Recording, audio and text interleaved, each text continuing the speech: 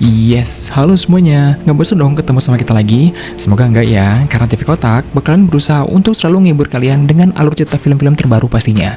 Jadi kalau kalian mau terus update dan jadi yang paling duluan tahu, jangan lupa untuk subscribe, like, dan komen ya. Dan untuk yang masih belum berlangganan, saran kita cepetan subscribe, karena nanti ketika kita udah achieve 1000 subscriber dan bahkan lebih, kita bakalan kasih sesuatu yang super spesial hanya untuk kalian para subscriber setia TV Kotak. Catat tuh. Yang pasti, itu bukan konten, bukan juga makanan, apalagi minuman. Penasaran? Makanya support kita biar TV Kotak bisa achieve milestone pertamanya as soon as possible. Nah, buat episode hari ini, kita ada satu film yang lagi hot banget di bioskop. Tapi jangan khawatir, buat kalian yang belum nonton film-film sebelumnya, kalian gak usah takut gak ngerti sama jalan ceritanya. Karena di film yang terbarunya ini, itu super minim banget nyambung sama cerita yang sebelumnya. So, dengan kata lain, alur ceritanya itu bener-bener baru. Film apakah itu? Gak usah berlama-lama lagi, ini dia Kingdom of the Planet of the Apes.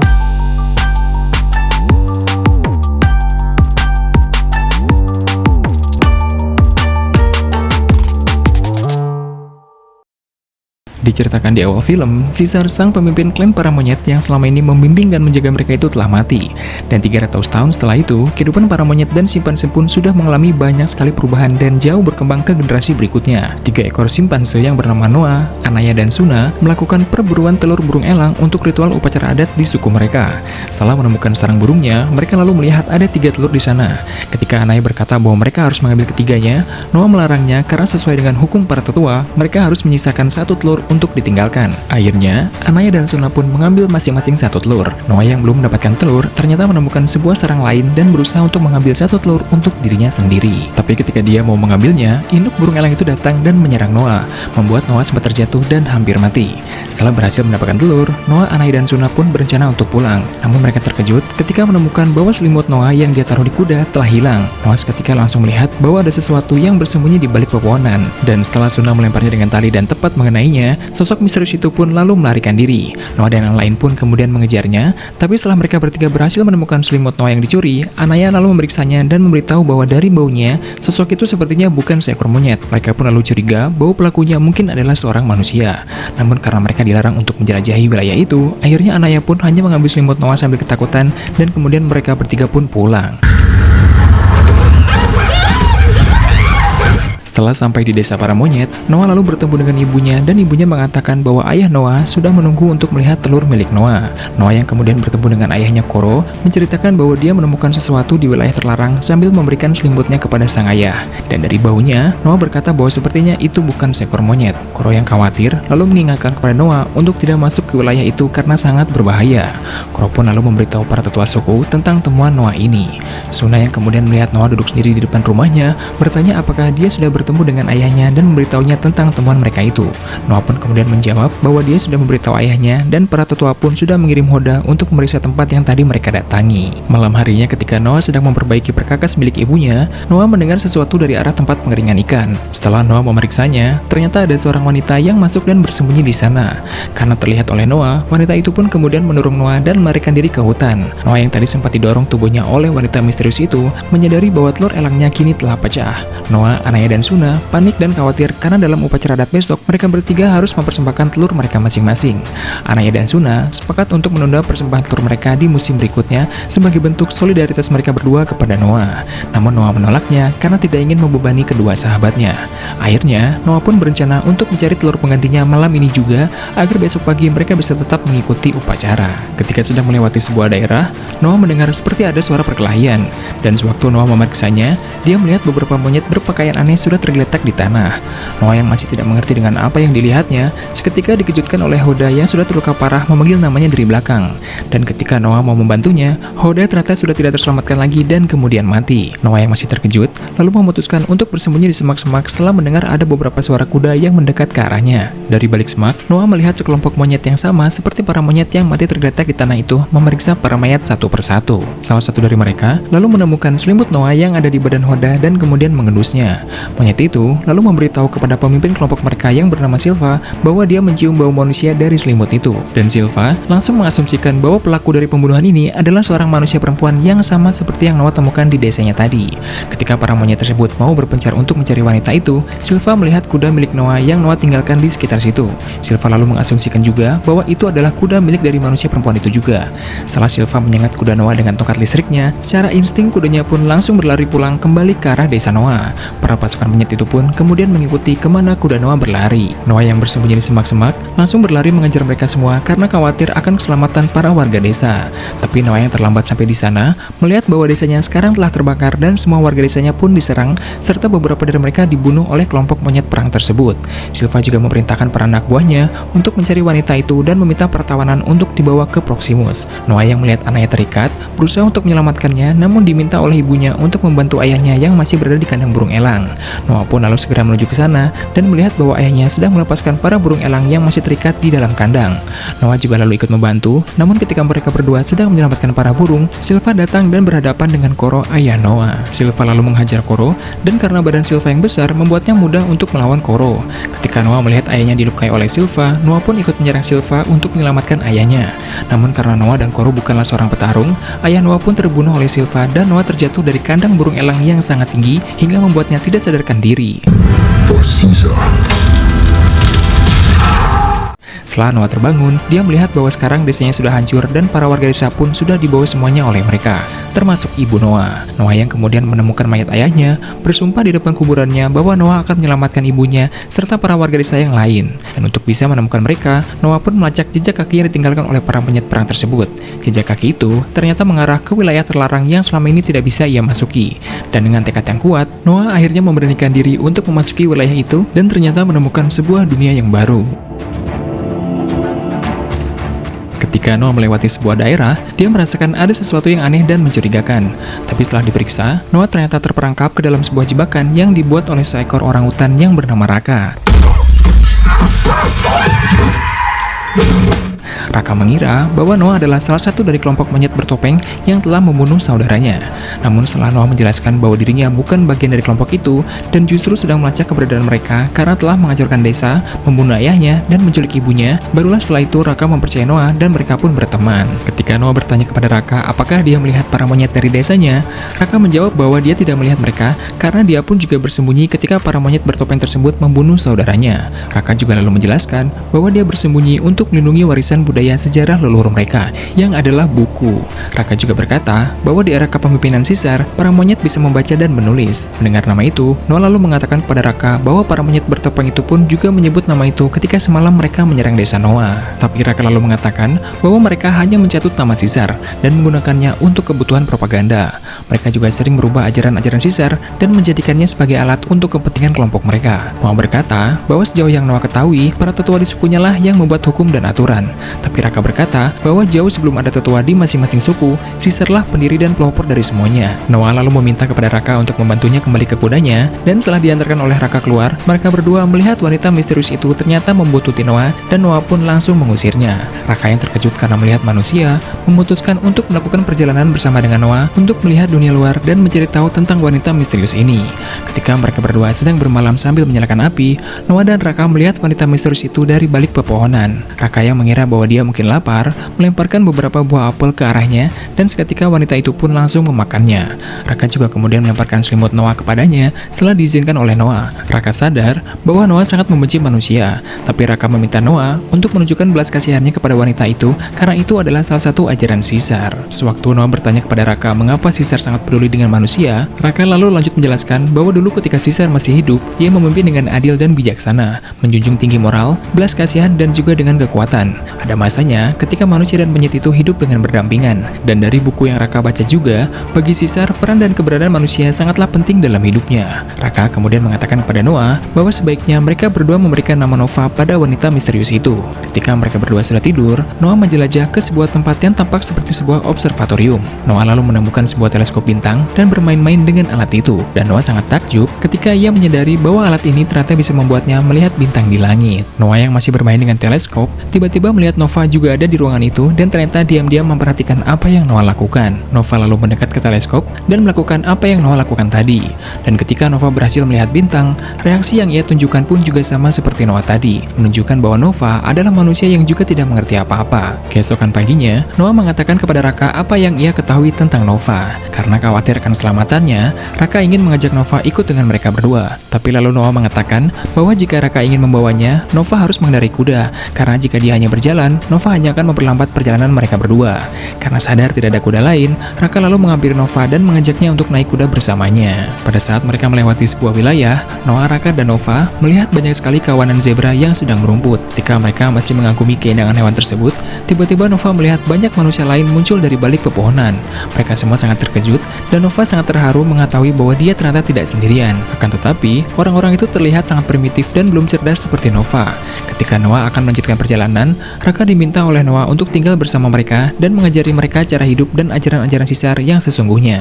Dan sebagai kenang-kenangan, Raka pun memberikan kalung ordo sisar kepada Noah. Setelah itu mereka pun berpisah, namun ketika Raka ingin mengajak Nova untuk bergabung dengan orang-orang itu, pasukan monyet bertopeng tiba-tiba datang dan berusaha menangkap mereka semua. Raka dan Nova lalu berlari, tapi mereka berdua terpisah di tengah-tengah kekacauan itu. Pasukan monyet bertopeng itu ternyata memang ingin mencari Nova. Ketika dikejar oleh Silva, Nova lalu bersembunyi di semak belukar, dan pada saat Nova terpojok oleh Silva serta anak buahnya, dari kejauhan Noah berteriak memanggil Nova untuk menyelamatkannya. Nova yang sudah sangat terdesak, seketika berteriak memanggil Noah dan Nova pun segera berlari ke arah Noah. Silva yang melihat mereka berdua, lalu berlari mengejar Nova. Meskipun sempat hampir tertangkap oleh Silva, namun pada akhirnya Noah berhasil melepaskan cengkraman Silva dari Nova. Ketika mereka mau melarikan diri, salah satu anak buah Silva berusaha untuk menghentikan mereka berdua, namun digagalkan oleh Raka yang datang dan memukul anak buah Silva itu dengan batang kayu.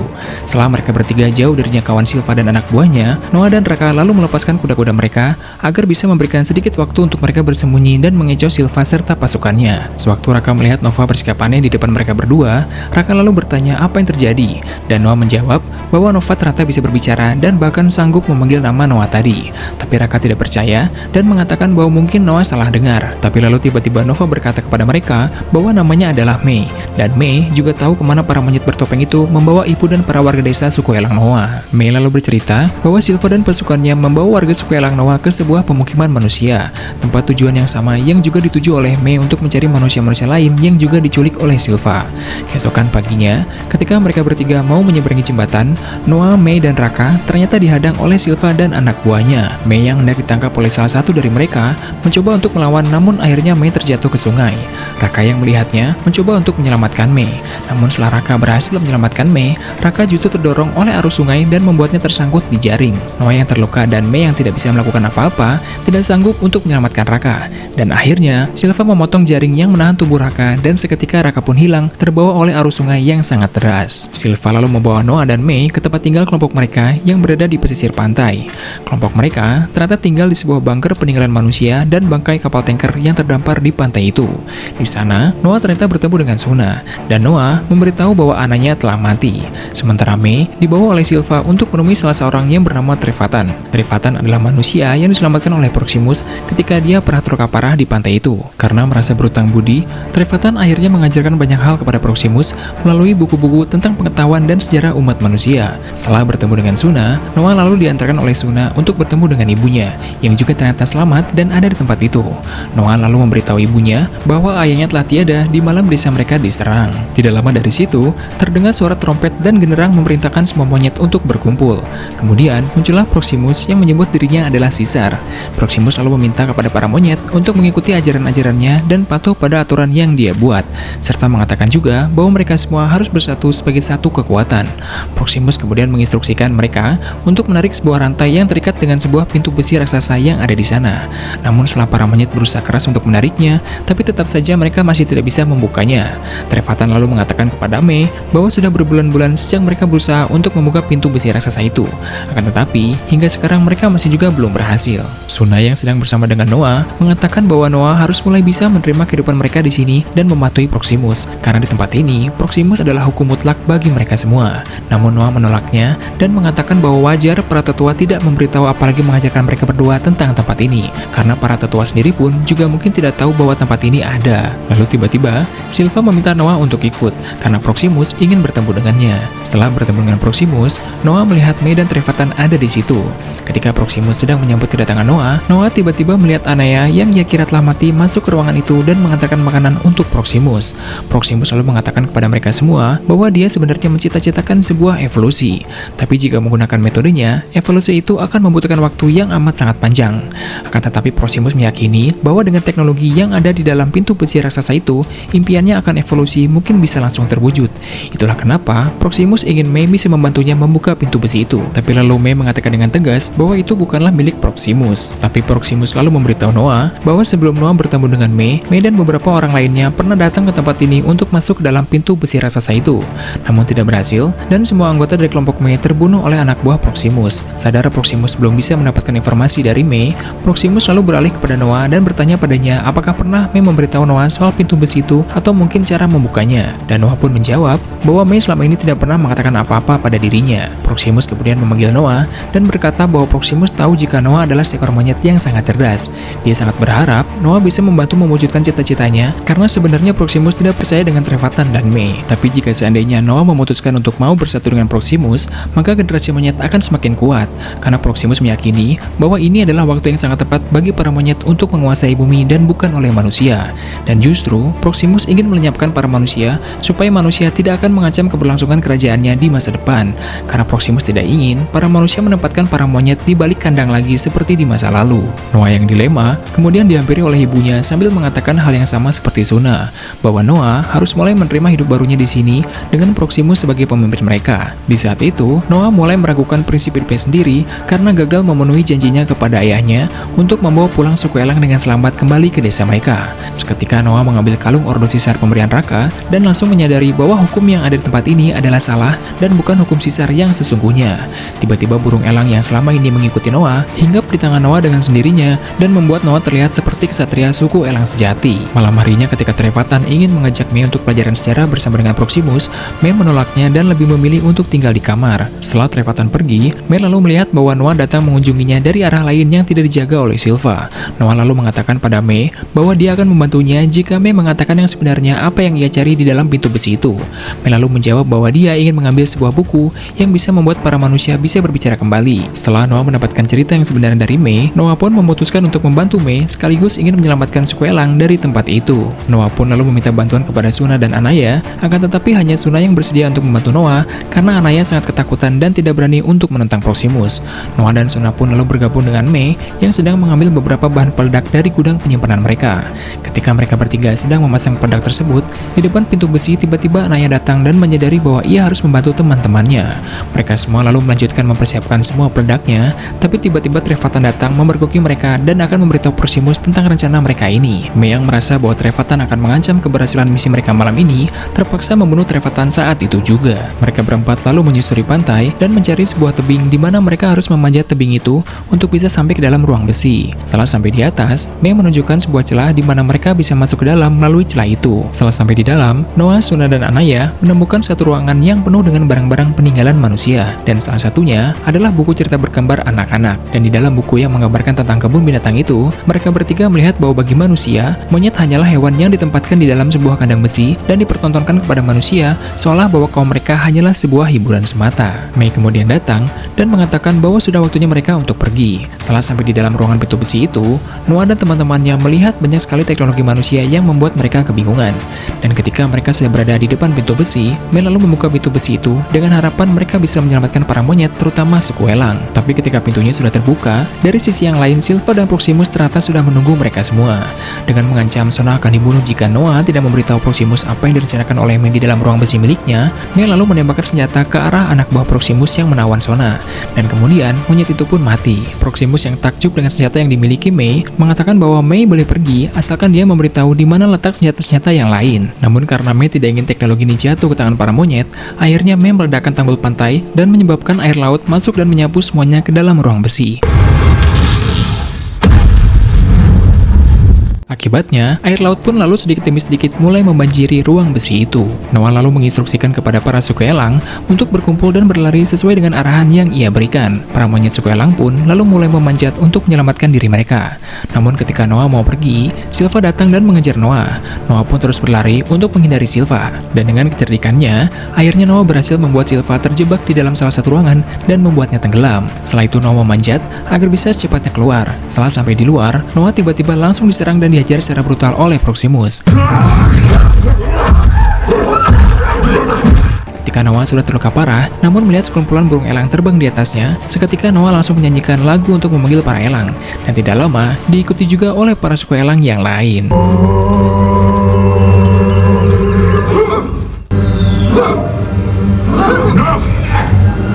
Dalam sekejap, para burung elang itu lalu menyerang Proximus secara bersamaan, membuat Proximus kewalahan dan akhirnya terjatuh ke laut dari tebing yang sangat tinggi.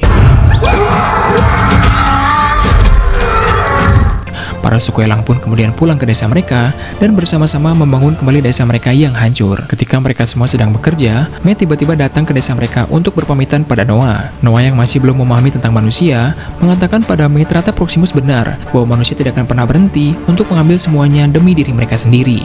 Namun May mengatakan kepada Noah bahwa dari awal itu semua adalah teknologi milik manusia dan tidak diperuntukkan untuk kaum mereka. Noah seketika berharap seandainya saja Raka masih hidup, dia mungkin tahu apa yang harus dilakukan dengan semua permasalahan ini. Tapi Noah lalu memberikan kalung ordo Caesar untuk May sebagai pengingat bahwa Noah masih percaya manusia dan monyet bisa hidup dengan berdampingan seperti di era ketika Caesar masih hidup.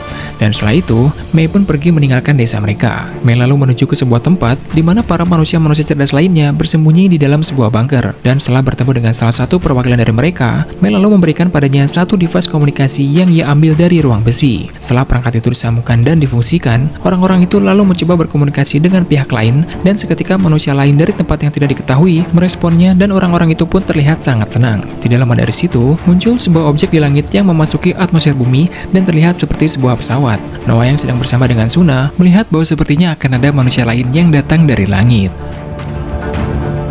Selesai sudah episode alur cerita kita hari ini. Jangan lupa untuk subscribe, like, dan komen supaya kita terus semangat untuk hadir menemani kalian dengan cerita-cerita dari film lainnya. Tetap dukung terus TV Kotak supaya kita bisa merealisasikan rencana spesial kita untuk kalian para subscriber setia TV Kotak. Yang pasti, kalian pasti bakalan suka banget dengan surprise dari kita ini. Akhir kata terima kasih untuk yang udah nonton video ini sampai selesai. Kita ketemu lagi di episode berikutnya. Bicycle, bye bicycle.